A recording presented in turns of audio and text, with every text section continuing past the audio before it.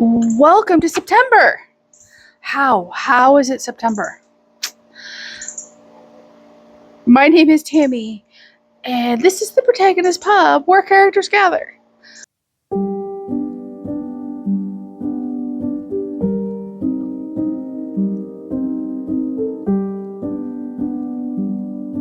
As you might have guessed, we're doing the September tag today, and I made a concerted effort. Just realized I forgot to grab one of my laptops. To pull books for September's prompts that I chose from my bookshelves and very few from my Kindle. So I'm not going to go into any books in any great detail. It is surprising that it was difficult to find books I would actually want to read for some of the prompts. So, without further ado,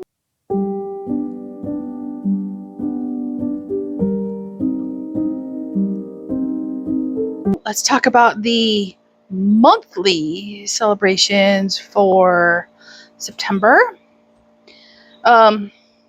There are quite a few. I only picked 3 that grabbed my attention immediately. First up would be National Library Card Sign-Up Month. I am wholly in favor of this. Your tax dollars pay for the libraries, and we should use them, and we should have, don't be afraid to ask your librarian to buy books that you're interested in. 9 times out of 10, they will.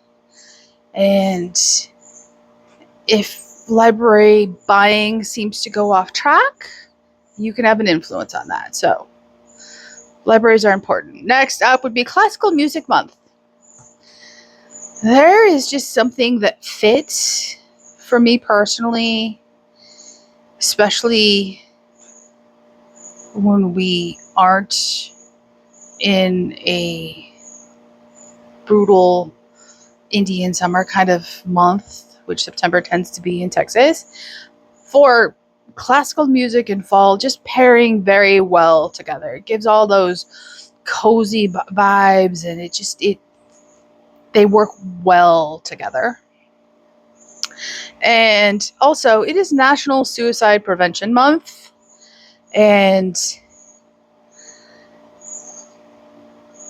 this is not a topic that gets talked about anywhere near enough on YouTube, but it is important. And if you ever have those thoughts, go talk to someone, family, friends, a complete stranger. Interact with others around you, and you won't feel as isolated. Okay. Now for the weekly celebrations that caught my attention. There's only 2 this month. First up would be Waffle Week, which is the 1st through the 7th of September. And we will be celebrating this in my household because waffles freeze really well. They work for a variety of food substances, not just as breakfast. I recently made something called chaffles, which is chicken waffles. Not chicken and waffles, but chicken waffles. They're keto friendly, they're savory in their entirety, and they were a massive hit in this household. Cornbread waffles work really well, haven't tried them yet, but I'm looking forward to it. So next week I will be making brownie waffles for the first time, and I will let you know how that goes. I'm very excited about that. Waffles are just a staple. We use them for breakfast. The Pickles loves them. We use them for hamburger buns. They are great as, one layer of waffle and then build a breakfast sandwich on top of it. We don't usually put a second layer. It's too much carbs for this household. But yeah, waffles are a go-to around here. And they freeze beautifully, which is so helpful. And then the last weekly celebration I chose for September is Deaf Dog Awareness Week. That is the 22nd through the 28th.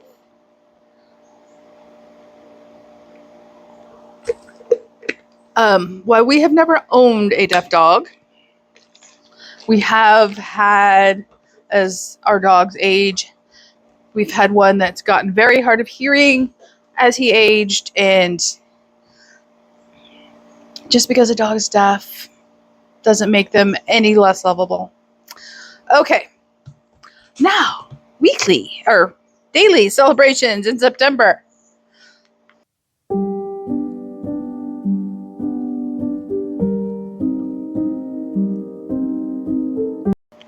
First up would be the 1st of September, which is World Letter Writing Day.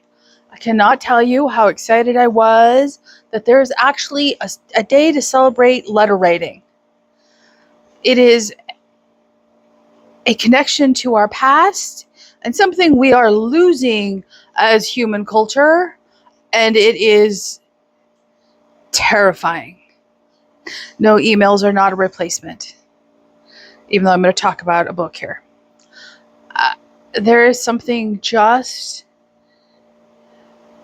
joyful about being able to sit down and read the love letters between your grandparents or your great-grandparents, or, their war correspondence, or just their, chit-chatty letters between, their siblings and their girlfriends that live in different parts of the country, or, the letters home from boot camp. It is something we are missing as a culture, and it is immensely sad. So I pulled 2 books from my shelf. I have not read either one of them. One of them is told entirely in letters. One of them is told entirely in a modern format, which is emails and text and notebooks and journals. So first up would be Evelina by Frances Burney. As you can see, I have started it. I made it 30 pages in before life interfered, but I was loving it. I will get back to this. It is told entirely in letter format, and it was enjoyable. So that is a classic. And this one I picked up from my library bookshop. That is The Appeal by Janice Hallett. This is the modern equivalent. It's all digital media except for the constable's notebook, which he physically writes. And this was a huge hit with a lot of people for Epistolary January this year. I have not read it yet. However, I really, really want to. It's entirely epistolary in format, and it is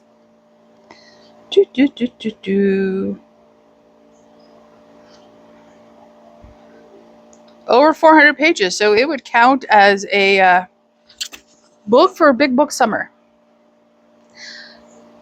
Maybe I'll read it next summer, or maybe I'll read it in January. Who knows? So there you go. Okay, now this is by far, I believe, the biggest stack of any set of books I pulled for this month. I'm not going to go into any of them in detail. I do need to go get the laptop. Be right back.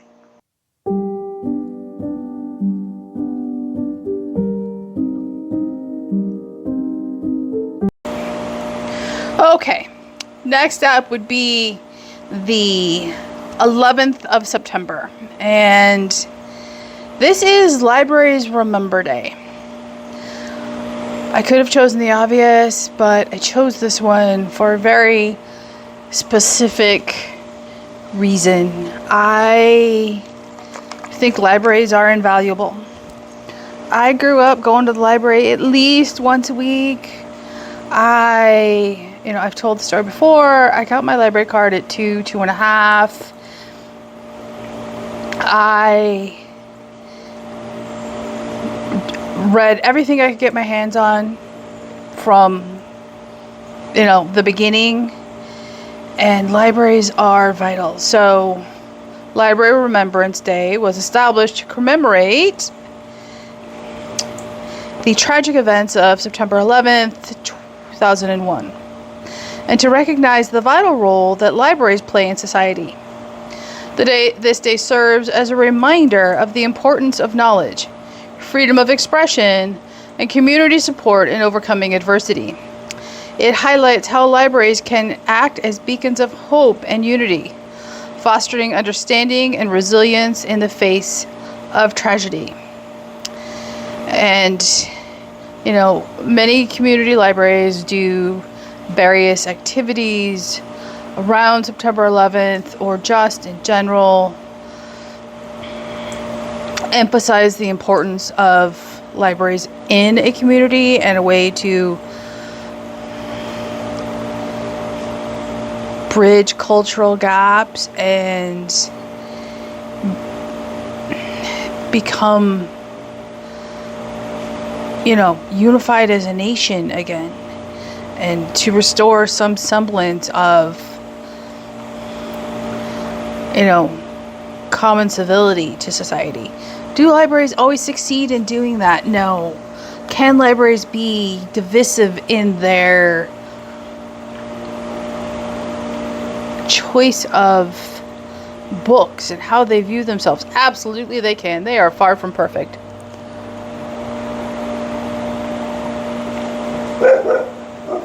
Like any government institution, they have their flaws. But I think, at least for me, their flaws are far, far outweighed by the benefits they bring to the community at large and the impact they have on readers, especially young readers or children of special needs who, may have difficulty learning, or adults who struggle to read. Libraries are there not just for, voracious readers like me. They are there for all levels of readers, and they are a taxpayer resource that is vastly underutilized. So I'm not going to talk about any books in detail. I pulled books from my shelves that deal with libraries and or books. And just from this brief selection, it's obvious that libraries come in many formats. Like, for instance, bookmobiles. This is No Paw to Stand On by Laurie Cass. It's the 12th book in the Bookmobile Cat series, and I, as you know, love it. I'm reading it in September. It's appropriate. Love this series.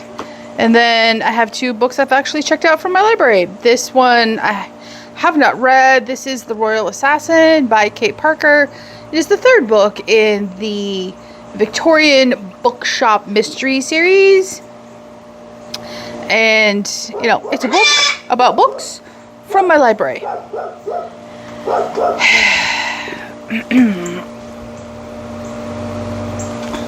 Fireball. And also from my library, I am not going to get to this before I need to return it. That would be The Librarianist by Patrick DeWitt. And this is all about librarians and their impact.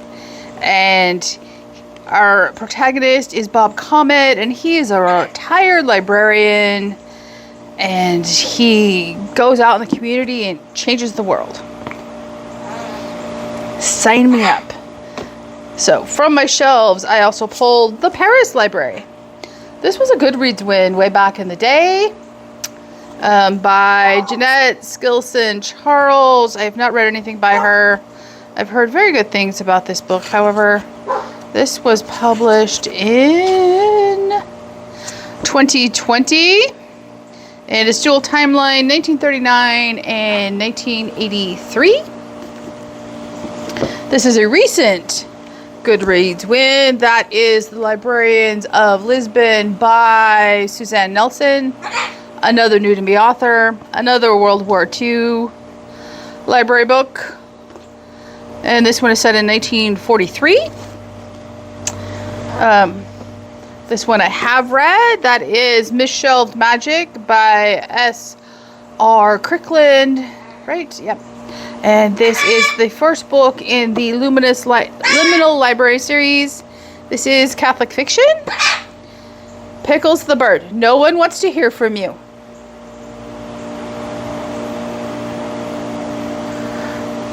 And another World War II fiction. This was a birthday gift from the sweet and wonderful Amanda.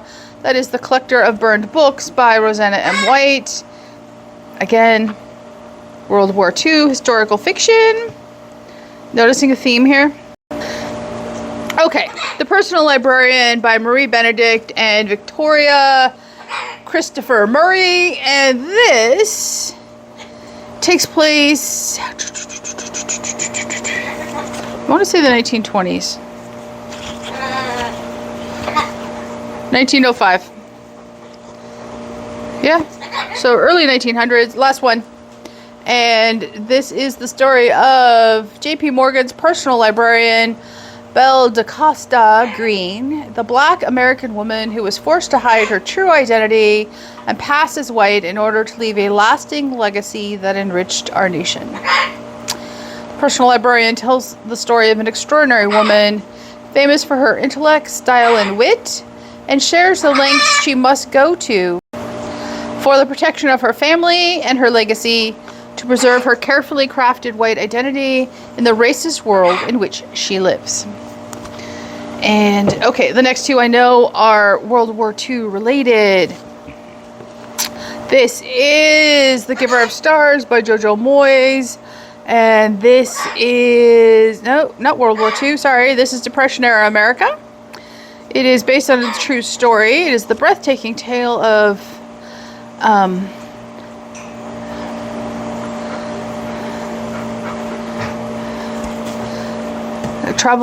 traveling librarian. So Alice Wright marries handsome American Bennett Van Cleve, hoping to escape her stifling life in England. But small town Kentucky quickly proves equally claustrophobic. So when a call goes out for a team of women to deliver books as part of Eleanor Roosevelt's new traveling library, Alice signs on enthusiastically. She will soon be joined by 4 other singular women who become known as the Packhorse Librarians of Kentucky. I've heard good things. I haven't been able to get into it, so we will see. And last up is The Bookwoman of Troublesome Creek by Kim Michelle Richardson. And this is also a Kentucky Packhorse Librarian Project book. The folks of Troublesome Creek have to scrap for everything, except for books, that is. Thanks to Roosevelt's Kentucky Packhorse Library Project, Troublesome's got its very own traveling librarian, Cussie Mary Carter. Cussie's not only a bookwoman, however, she's also the last of her kind. Her skin a shade of blue, unlike most anyone else. I haven't read this yet. I've heard amazing things about this book. I know there is a sequel, and it is called The Daughter of the Bookwoman of Troublesome Creek. So, those are all of the books about books celebrating libraries. And I cannot stress the importance of my library enough. I cannot.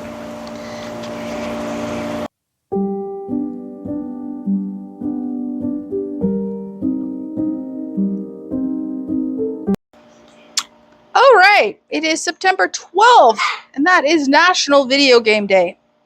And Pickles, believe it or not, there are lots of books that deal with video games that are fiction. I chose one nonfiction. I have 3 different video games pulled from my pick.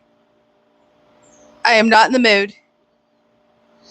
3 different video games that I have played. I could have chosen 2 more. One I have physically and one I have electronically. Didn't pull either of those. So, let's do the fictions first. First up would be Guild Wars. This is Sea of Sorrows by Rhys Sosby. This is the last that I am aware of Guild Wars novel that is out. This was published in 2013. This obviously deals with Guild Wars 2. I have read the other ones. I enjoyed them immensely. And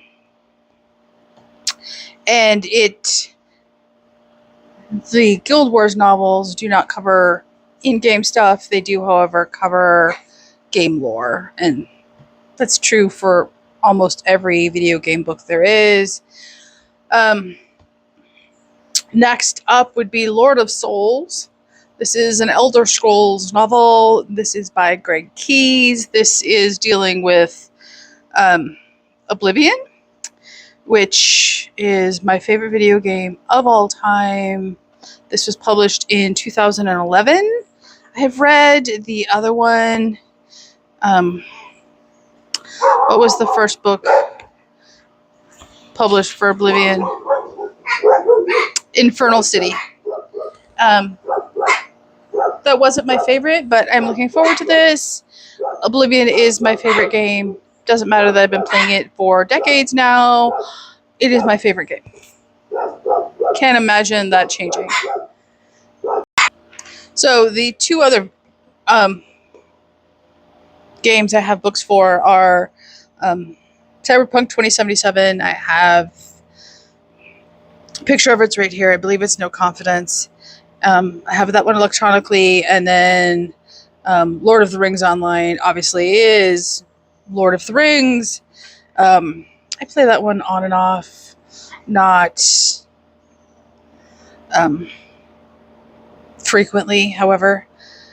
But the one I probably play most frequently these days, on and off, would be World of Warcraft. I've read most of the Warcraft books. I have 2 I have not yet read. That is War of the Scaleborn, and this is by Courtney Alameda, and this is dealing with Dragonflight, which is the expansion before the one we're currently in. And then this book is on my September pile of possibilities, as you know. That is the short story collection called The Voices Within. And I do have one nonfiction book for... Oh, I've also read the Witcher books, which are related... which the game is related to the books, not vice versa. But I have another one of these upstairs, actually. There are cookbooks for video games. I didn't pull it, but upstairs I also have the official cookbook for the Elder Scrolls, and I did pull the official cookbook for World of Warcraft.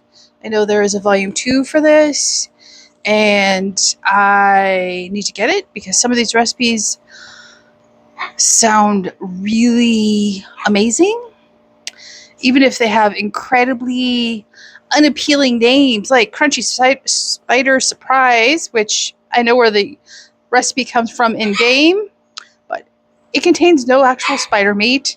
It is crab meat instead, and they look tasty. You know, wonton skins. And this has everything from appetizers to beverages and everything in between, from, you know, both factions. There's also one of these for The Witcher and Halo. Oh, I have Halo books upstairs too. I could have pulled those. So as you can tell, I have a lot of video game books. And no, they aren't fluff, and they're not... Are they going to appeal to everybody? No. Are they the bestest thing ever composed by a human? No. Are they good? Absolutely. And like any book, they come in varying degrees of readability and compatibility. But like Halo, very popular, first person shooter game. It's science fiction based. I believe the Halo books are far better than the Halo games. I said it. There you go. Give me a good Halo book and I'm happy. So, okay. Thank you for coming to my TED Talk. Moving on.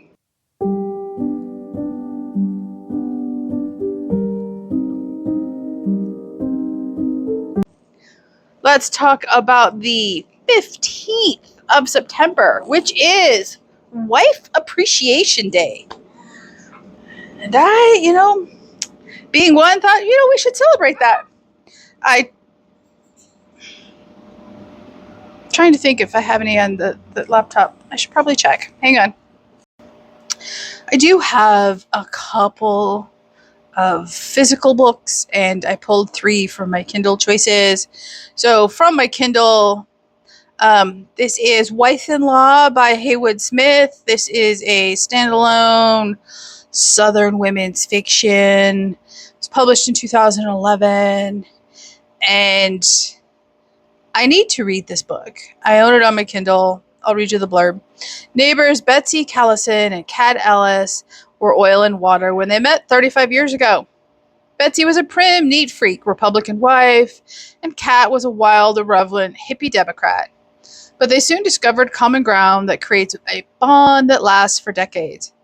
Until Betsy's husband leaves her for a secretary, then comes sniffing back around 2 years later and convinces newly widowed Kat to marry him.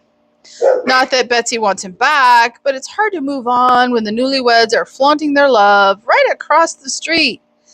But there's trouble brewing in paradise, and no one knows philandering Greg better than his ex-wife, Betsy. Can Betsy get involved in her best friend's marriage? Even if it means helping her wife-in-law figure out the same man she shared a bed with for 30 years. Yeah, I need to know. And not gonna lie, I love the fact that our protagonists are not sweet young things. Okay, this is a relatively new purchase for me. This is The Tea Planter's Wife by Diana Jeffries. It is historical fiction in 1920s Ceylon, and I need to know, unfortunately, it involves a very young protagonist. I'm just going to read you the first paragraph. 19-year-old Gwendolyn Hooper is newly married to a rich and charming widower, eager to join him on his tea plantation, determined to be the perfect wife and mother. But life in Ceylon is not exactly what Gwendolyn expected. I was intrigued enough to pick it up on sale on my Kindle, so we shall see. And next up is The Chocolate Maker's Wife by Karen Brooks. This is historical fiction set in the 17th century. And I am very, very intrigued. I will just read you a little bit of the blurb. Australian best-selling novelist Karen Brooks rewrites women back into history with this breathtaking novel set in 17th century London. A lush, fascinating story of the beautiful woman who is drawn into a world of riches, power, intrigue, and chocolate. And this is available on Kindle Unlimited. It is 608 pages. Okay, so I do have 2 physical books on my shelves about wives. This one was a library pickup. This is Summer Wives by Beatrice Williams. I have not read anything by her, but I love this cover. Like, seriously, look at that cover. Dual timeline, 1951 and 1965. It'll be interesting. It cost me $1. It's not going to be like it was a huge investment if I hate it. And the second one is Catholic fiction. It is the second book in the Kirsten Lavransdatter series. That is The Wife by Sigrid Undstad. And, This is the bind up of all three. It's a big old chunky boy. And the wife is just under 300 pages. So, no. Just over 400 pages. I am very much looking forward to this. As you know, this was on my list for Big Book Summer. Have I so much as cracked it open? Not yet. Am I planning on it? I absolutely am. I just need to do that. Okay. Up next is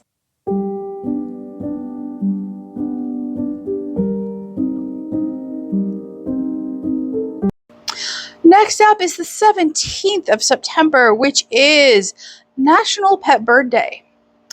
As we all know, Dave and I have a pet bird. I will insert some footage of.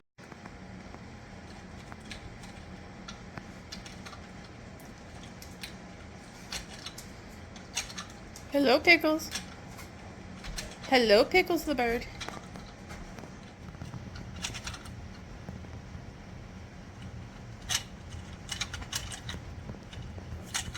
Not gonna talk.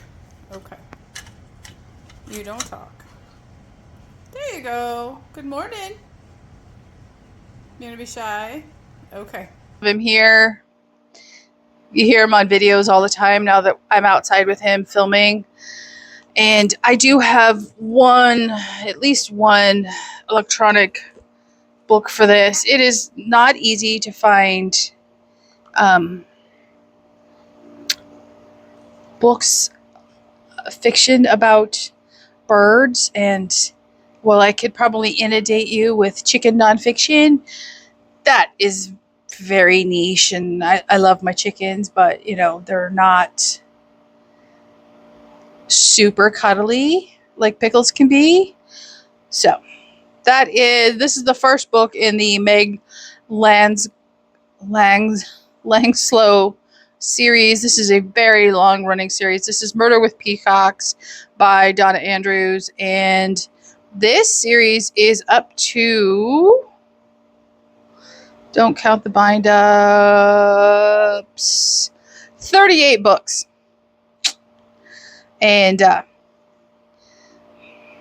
they all have a different bird species on the cover and in the title somehow. They are engaging and enjoyable, cozy mysteries that are not super challenging or super long. So I have read this one way back in the day when this was first published in 1999.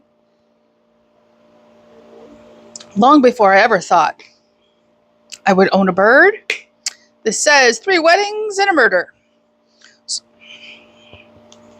I love how my laptop decides to, kill itself right as I'm about to use it.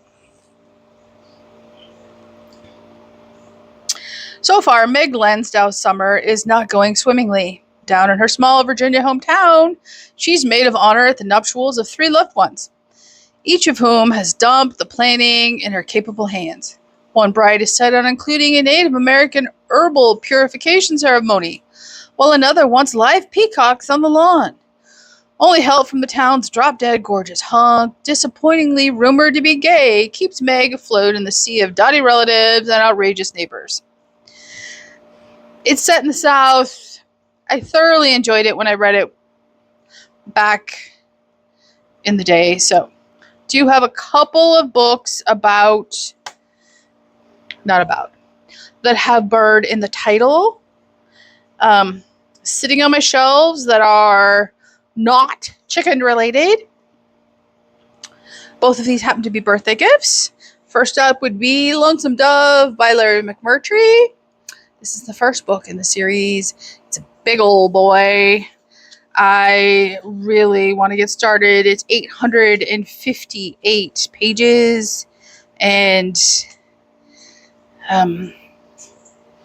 I've heard nothing but praise for this book. I really want to know. I really, really want to know. So I need to start Lonesome Dove. And then one I have read, I need to reread because I own the second book in the series. That is To Kill a Mockingbird by Harper Lee. American classic. I loved it when I read it way back in the day. I'm going to love it when I reread it with adult eyes versus juvenile eyes, and then I can read Go Set a Watchman. So, those were two amazing birthday gifts. I am blessed with friends. Okay, that concludes the Pet Bird books. Next up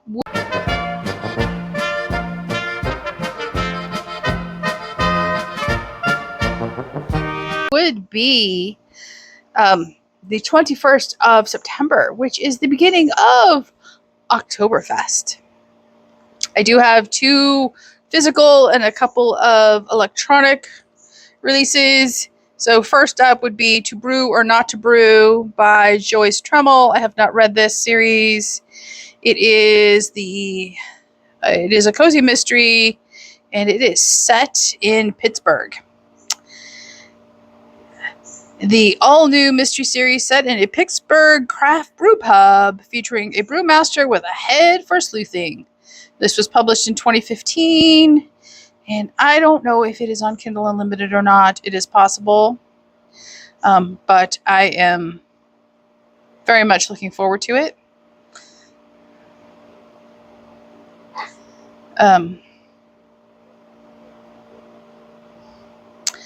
And we shall see. And next up, I have read this one and already unhauled it. That is Death on Tap by Ellie Alexander. This is the first book in the Sloane Crass series, and it is a cozy mystery set in a family brewery. I loved it. I will continue this series by Ellie Alexander. She has been a little hit or miss for me of late. However, that is okay. I know my library carries these, and I will be reading them. Okay. Physical books. I have 2. One was on my self-appointed list of books I want to read this year. Am I going to get to it? I don't know. That is The Lady Brewer of London by Karen Brooks. Yep, that's the second entry from her on this list today. And I love the cover. And I love the back. It is set in the 15th century, 1405 to be specific. I'll read you the back. In 1405, the daughter of a wealthy merchant, Anneka Sheldrake, suddenly finds her family bankrupt when her father's ship is swept away at sea. Forced to find a way to provide for herself and her siblings, Anneke returns to her late mother's family business, brewing ale. Armed with her mother's recipes, Anneke makes a bold deal with her father's aristocratic employer, putting her home and family at risk. Thanks to her fierce determination, Anneke's brew wins a following and begins to turn a profit. But her rise threatens some in her community, and those closest to her are left to pay the price. As Anneke slowly pieces her life together again, she finds an unlikely ally in a London brothel owner. Determined to reclaim her livelihood and her family, Anneke vows not to let anyone stand in the way of forging her own destiny. I hope I love this. I really, really hope I love this. And, it's over 800 pages as well. And I love the cover. Last up for brewing is the book I absolutely know I love. I will read anything this man publishes. And that is The Lager Queen of Minnesota by J. Ryan Stottle. I love his writing. I love his storytelling. I love his characters. I will read anything and everything this man publishes. I have read this one. I will reread this one. I am not getting rid of this. I love this book. Okay, that brings us to the 22nd of September, and that is Hobbit Day. There's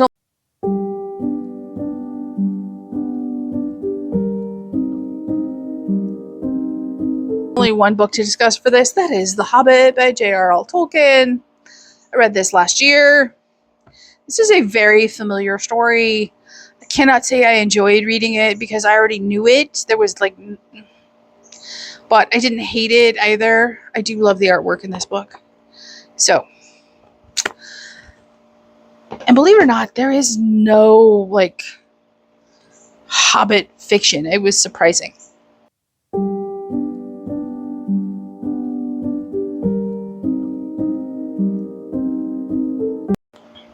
And that brings us to the last day of September, is the 26th of September, which is National Pancake Day. Pancakes are my favorite breakfast food. Hands down, by far, my favorite breakfast food. When I was little, Mom would ask me what I wanted for breakfast. The answer was always the same every single day: pancakes. To this day, 50 odd years later, going on 60, somebody asked me what I want for breakfast, it's pancakes. I love pancakes. No one makes them like my mother, including me. Mine are a good, second, but nothing beats Mom's. And I have 2 recommendations for this. First up would be The Crepes of Wrath by Sarah Fox. This is the first in the Pancake House mystery series. It's set in Washington State. It's a cozy mystery. I love this series. I love Sarah's writing. It's fast, it's easy, it's non-brain challenging, and yet it is completely adorable and keeps me coming back. And it takes place in a pancake house. The most me thing ever. And I've read the next recommendation, which is Killer Pancake by Diane Mott Davidson. This is the 5th book in the Goldie Bear Culinary Mystery Series by Diane Mott Davidson. Did I say that already?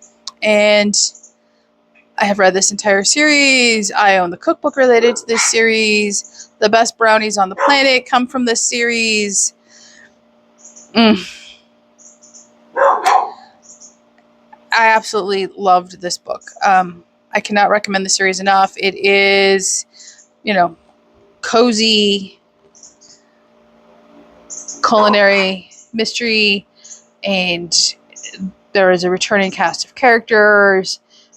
You watch characters grow up as the series progresses, and there's romance, but romance isn't the point of the series. It just happens along the way.